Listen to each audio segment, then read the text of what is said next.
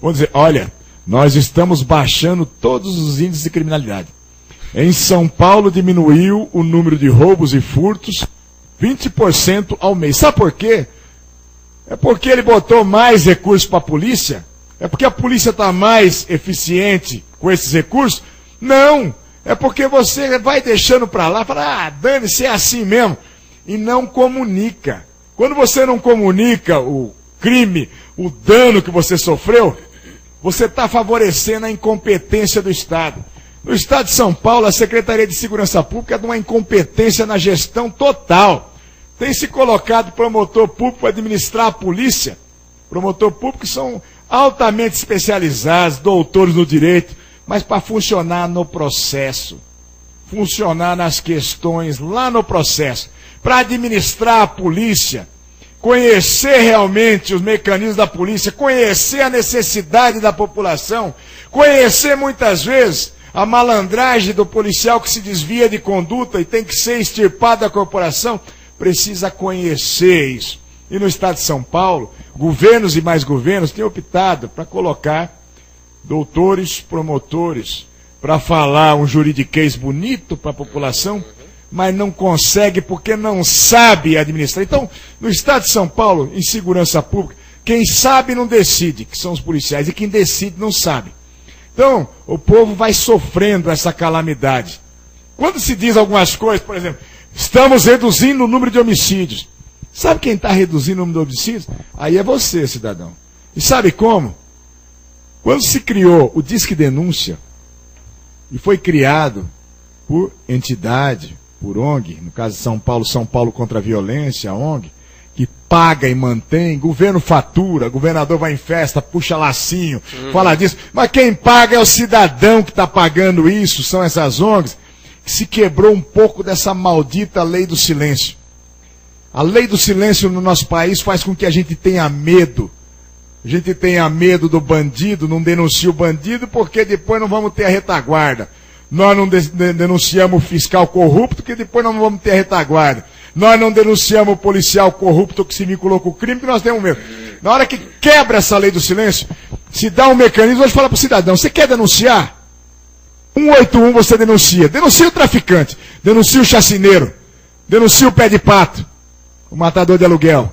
Quando se começou nisso, nós começamos a prender mais chacineiros, mais traficantes, mais pé de pato. Por quê? Quebrou a lei do silêncio. Foi o Estado? Não, o cidadão. Quem fatura com isso? O Estado. Então o que eu digo hoje ao cidadão, quanto mais você exercer a sua cidadania, reclama mesmo. O Major Olímpio diz que é deputado da Segurança Pública. Se ele ficar lá e começar a fazer o joguinho de governo por interesse político e pessoal, senta a borracha nele e fala, velho, você foi eleito para defender os interesses do cidadão. Não é o interesse do imperador Zé Serra, não, nem do seu séquito ali, que vive justamente pensando o que nós vamos fazer quando nós ganharmos a presidência da República em 2010. Enquanto isso, vai se apregoando diminuição de número de homicídios, mas nós temos ainda 20 homicídios dia no Estado de São Paulo. Violência contra a mulher, estupro e atentado violento ao pudor, meus amigos. Nós temos 10 casos registrados dia no Estado de São Paulo. Só 10 casos dariam 3.650 casos no ano. Só que pela subnotificação, ou seja, o medo, a vergonha, a desconfiança da mulher de fazer uma queixa-crime, faz com que só de cada 4 casos, apenas um seja registrado. Então nós passamos para potencialmente 40 casos de estupro e atentado violento ao pudor dia. Isso dá mais de 12 mil casos por ano. Mais de 1.000 casos mês. Essa é a verdade que você, cidadão, conhece, que está no seu carro, na sua casa, preocupado se a sua mulher, se a sua filha não chegou da faculdade, não chegou do trabalho. Você sabe muito bem o que eu estou falando de segurança. Os nossos tontos de segurança não sabem e não querem saber. E muitas vezes na Assembleia Legislativa falam, não, o Major Olímpio é louco. Ele quer brigar com o governo porque quer brigar. Não é nada disso. É porque eu fiquei 29 anos vendo tragédia. Mocinhas estupradas, pai de família morto, motorista de táxi morto dentro do seu táxi, motorista de ônibus, o empresário morto dentro do seu estabelecimento comercial, por selvageria, por bandidagem e pela impunidade. Então hoje eu tenho obrigação. Enterrei muitos companheiros meus policiais defendendo a sociedade. Então hoje eu digo, e a população me deu, pelo menos por esses 3 anos, uma tribuna para poder escancarar a verdade. É o que eu digo na Assembleia hoje. Eu sou o Mr. M na Assembleia, eu vim para contar como é que é a mágica. Então a safadeza que eu vejo lá, eu não compactuo mesmo. A prostração, você vê na época de candidatura, você vê 2.000 candidatos a deputado estadual. São 2.000 machões. Eu vou fazer isso, eu vou fazer acontecer, eu vou melhorar a sua vida, eu vou melhorar seu bairro. Quando eu entro naquele plenário que eu vejo a maioria dos discursos, eu queria agradecer o governador do estado, porque ele fez um discurso tão bonito dizendo que a minha região é a melhor região do estado de São Paulo. Eu queria hoje cumprimentar a cidade tal, porque é o aniversário da cidade. E o prefeito lá é tão meu amigo, no sábado ele fez um churrasco para mim.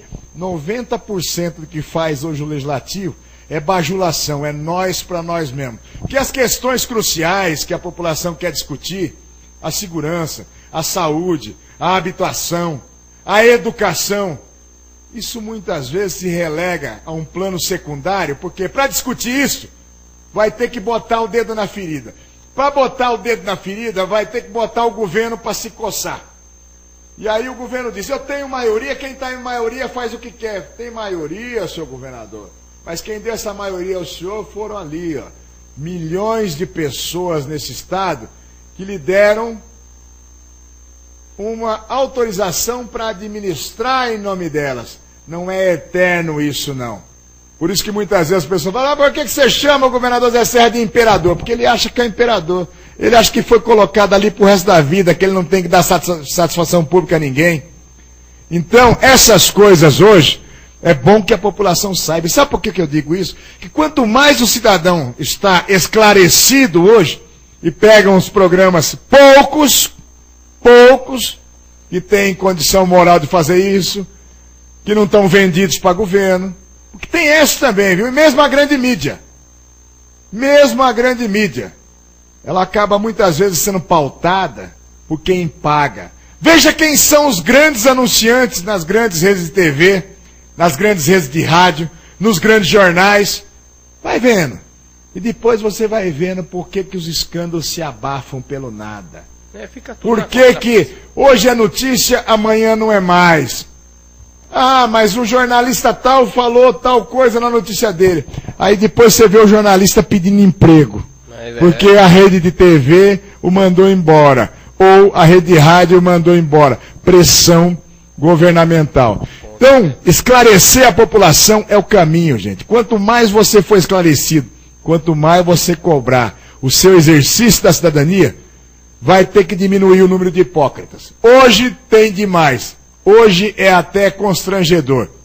Você vota no indivíduo para ser o seu representante parlamentar e depois você passa 4 anos para lamentar do que ele não faz ou do que se omite nas coisas que você precisa.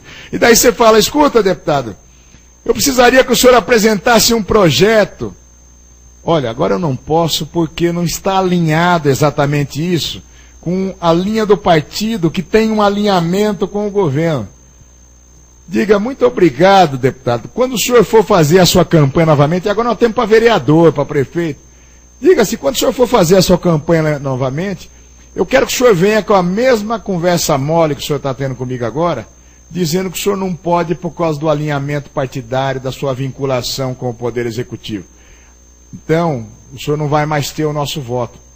Mas enquanto a população for mal esclarecida, enquanto ela votar nas pessoas em troco da cesta básica, enquanto as pessoas irem comprar a convicção e o voto dos mais humildes, nós ainda vamos ter isso no nosso país.